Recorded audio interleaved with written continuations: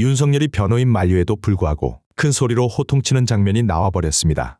재판장이 누구인가 봤더니 역시나 우인성이었습니다. 우인성이기 때문에 이렇게 날뛰는 것일 텐데 문제는 이런 생떼를 우인성이기 때문에 받아줄 가능성이 크다는 겁니다. 실제로 어떤 발언을 했는지 영상으로 함께 확인해 보겠습니다. 예, 그 말씀 진행하기 전에 피고인이 짧게 예. 그렇게 좀 하시고 싶은 말씀이 있는 것 같은데. 예. 예, 그러시죠. 시간 주셔서 감사합니다. 먼저 재판부에 요청드리고 싶은 것은 군사법원법을 보시면요. 이 사건에서 해병대 수사단이 수사권만 없는 게 아니라 이런 군내 사망 사건에 대해서 수사를 하면 안 되게 돼 있습니다. 그 개정법의 취지는 저는 대통령 하면서 군 사망 사건에 관심이 많았기 때문에 취임 초기부터 제가 취임하면서 이 개정법의 효력이 발생되기 시작을 했습니다. 그래 이제 여군 사망 사건도 있었고 또 그거와 관련해서 공군 법무관도 징계나 이런 조치가 이루어지기도 했는데 이게 왜 그러냐면 손을 타면 안 된다는 겁니다. 그냥 조사를 하다가 저 군사법경찰에서 수사를 하다가 경찰에 넘기면 또 인계받아서 경찰은 그 바톤 타치해서 하고 이러는 게 아니라 군내 사망 사건에 대해서는 수사기관이 손대지 말라는 겁니다. 그래서 손을 타서 사람들을 조사하고 장병들이나 이렇게 막 조사를 하다 보면 이게 나중에 민간 수사기관 경찰 검찰에서 조사할 때 이게 실체가 왜곡될 수 있기 때문에 손대지 말라는 그런 취지가 그 개정법에 아주 나타나기 때문에 그거를 좀 다시 한번 꼼꼼히 봐주시기를 부탁드리고 그래서 이 사건에 대해서는 기본적으로 해병 수사단이나 국방부 조사본부나 다 조사권이 없고 수사권이 없습니다. 그러면 저희 사법권이 없다는 겁니다. 그러면 조사를 한다라고 할 때 그 조사는 뭐냐? 그거는 행정조사입니다. 행정조사는 왜 합니까? 그거는 과거에 벌어진 일을 처벌하려고 하는 것이 아니라 앞으로 이런 동종 유사 사건의 발생을 방지하거나 또는 잘못한 사람이 있었을 때 그 사람에 대한 인사고과 평정을 하거나 인사조치라는 장래의 행정 업무를 위한 사실조사는 할 수 있습니다. 그러면 이 조사를 누가 하느냐?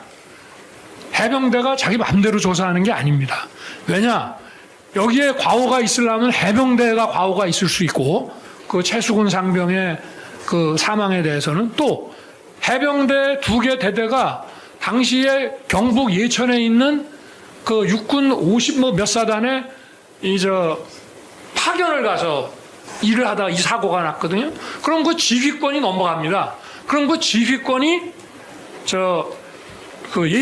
예천을 관할하는 육군 사단에 있을 수 있기 때문에 이 행정조사를 장내 어떤 사고 예방이라든가 또 그 인사조치를 하는데 필요한 행정조사를 한다 그러면 그 조사권은 사실은 해병대가 맘대로 조사하면 안 되고 또 육군 그 예천 관할 사단도 맘대로 조사하는 게 아니라 국방부 장관이 국방부 조사본부라든지 감찰관실이라든지 감사관실이라든지 이렇게 검토를 거쳐서 조사를 명해야 되는 겁니다. 예를 들어서 어느 기업에 부산지사에서 화재가 발생했는데 그 화재 원인 규명을 그 부산지사에서 자체적으로 할 게 아니라 서울 본사가 해야지. 아니 부산지사에서 문제가 발생했는데 그게 공정하게 되겠냐 이 말입니다.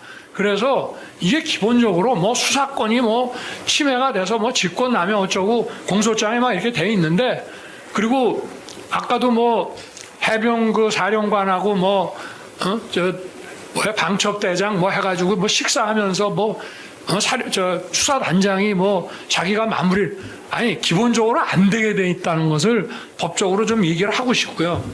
그리고 저는 그러면 여기에 대해서 왜 그 아침 보고를 제가 받았냐? 저는 군내 사망 사건에 관심이 많아서 군내 사망 사건에 대해서는 엄정하게 조사하고 그래서 수사는 검경이 하는 거지만 그 군내 사망 사건에 대한 군내의 책임 소재를 분명히 가려서 인사에 반영하고 예방 조치를 하도록 늘 해왔습니다. 그래서 이번에 이 최상병 이 건도 아침 그 국가안보실 아마 월요일 회의였을 겁니다. 비서관 임기훈 비서관까지 왔으면 그럼 이거를 왜 저한테 보고를 했냐?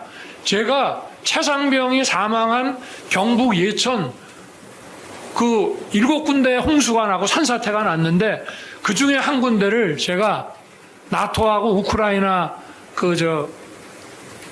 방문을 마치고 오자마자 바로 제가 그 아침에 갑니다 거기에. 에?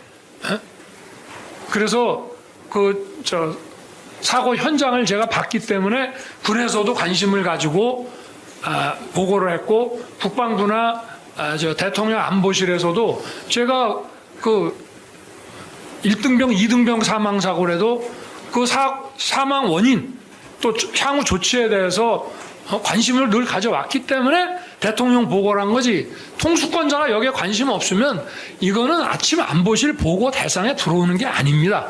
그럼 제가 이걸 가지고 왜 임기훈을 좀 나무랬습니다. 뭐 경로라는 거는 뭐 자기 생각이니까 그럴 수 있겠죠. 왜 나무랬느냐?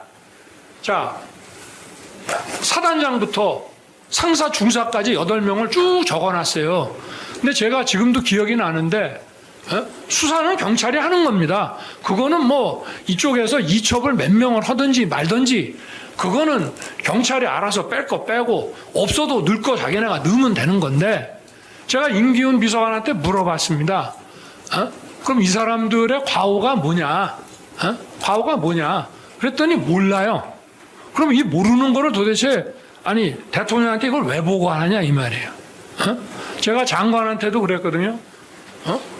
최상병 이 사고 났을 때도 제가 언론 보도 보고 국방장관한테 아니 대민 지원 재난시 대민 지원을 하더라도 현장에서 막 사람을 구조해야 되는 거면 좀 위험한 상황이라도 군이 들어갈 수 있지만 이거는 이미 상황이 종료돼서 이제 그 물속에 있는 시신을 수습하는 일이라고 한다면은 좀 물살이 빠지고 아니 그럴 때 하지 물살이 세고 아직도 물이 깊은데 왜 장병들을 집어넣어 가지고 이런 사고가 나느냐 라고 얘기를 했어요.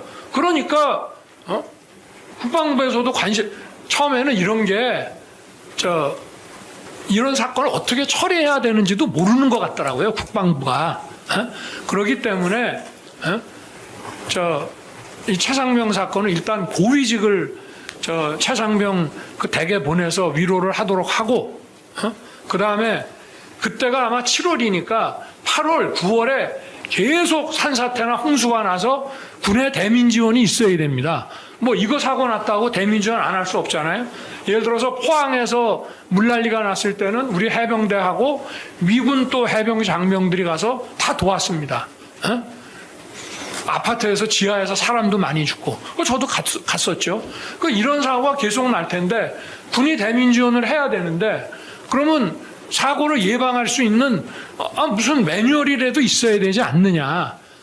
그렇기 때문에 군에서 도대체 8명이라고 이렇게 사단장부터 중사까지 상사 중사까지 해놨으면 어느 포인트에서 누가 뭘 잘못했는지 입수지시를 위해서 막 함부로 했으면 윗사람이 책임지면 되는 거고 아니면 현장에서 뭐 예를 들어서 구명조끼 같은 거를 입고 들어가야 되는데 그게 배달이 됐는데도 안 입히고 들여보냈다 하면 현장에 있는 책임자가 책임을 져야 될 것이고 아니 대통령한테 제가 이 문제에 대해서 평소에 관심을 많이 가지고 있고 현장도 가고 하니까 저한테 보고를 하는데 보고하는 비서관이 도대체 누가 뭘 잘못했는지도 모르고 8명 그냥 경찰에 보낸답니다. 아니 경찰에 8명을 보내든 10명을 보내든 2명을 보내든 알아서 하는 거지만 그래서 제가 이 문제점을 지적하고 경로하고 화를 냈다 하는데 만약에 제가 이거 가지고 화를 냈다면은